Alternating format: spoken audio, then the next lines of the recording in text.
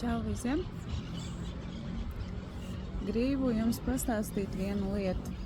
Tajā brīdī, kad tu vēlies ielikt kādu video vai kādu fotogrāfiju vai savu domu graudu vai vienalga kaut ko no sevis, sociālos tīklos, piemēram, un uzreiz tev galvā ienāk tāda doma, ko viņi padomās, ko manējie padomās, ko manējie teiks.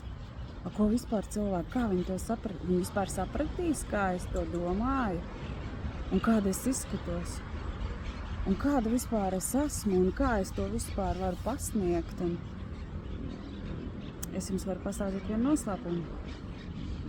Tad, kad tu piedzimi, šīs balsis tavā galvā nebija. Tu biji vienkārši tīrs un balts un brīnišķīgs un pilnīgs.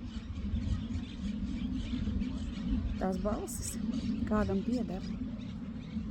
Viss, kas tev ir jādara, ir jāatseko, kam viņas pieder.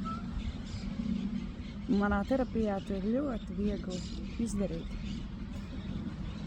Atsekosim, kam pieder šīs balsis, kas tev to ir teicis, kur tu to esi paņēmis,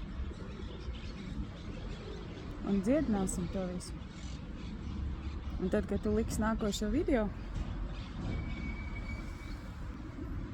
esmu pludmalītē, skaisti diena, tad tev nebūs galvā tas, ko viņi padomās, ko viņi vispār, kā viņi redzēs mani, redzēs tāda, šitāda. Tā visa vairs nebūs. Tu priecāsies par to, ko tu dari, un tev būs pašam svarīgi, ko tu par sevi domā.